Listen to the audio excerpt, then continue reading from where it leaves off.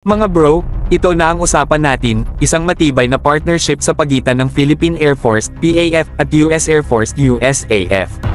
Kamakailan lang, naganap ang Dynamic Force Employment DFE exercise sa Clark Air Base mula December 9, 2024 to December 13, 2024.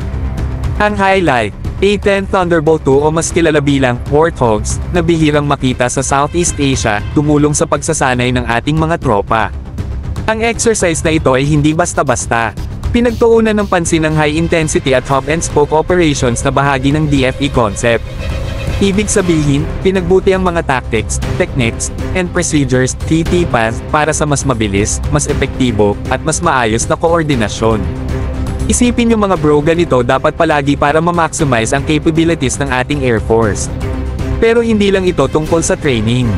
Ayon sa INDOPACOM statement, ang layunin ng bilateral training ay para mas mapalakas ang interoperability sa pagitan ng PAF at USAF. Paano? Sa pamamagitan ng pagpapalitan ng kaalaman mula sa mga subject matter experts at hands-on na pagsasanay.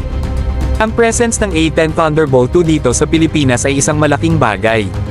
Hindi lang sila iconic, ang kanilang design ay para sa close air support missions na sobrang reliable sa battle zones. Isipin mo na lang ang advantage ng ating PAF kung magtutuloy-tuloy ang ganitong klase ng pagsasanay kasama ang ganitong advanced aircraft. Ito rin ay patunay ng commitment ng parehong bansa sa seguridad at kapayapaan sa rehiyon. Sa kabila ng hamon sa geopolitics, nananatili ang partnership na ito bilang isa sa mga matibay na pundasyon ng ating depensa. Ang pagsasanay na ito ay hindi lang nagpapalakas ng ating Air Force, kundi nagpapakita rin ng world-class professionalism ng ating mga tropa.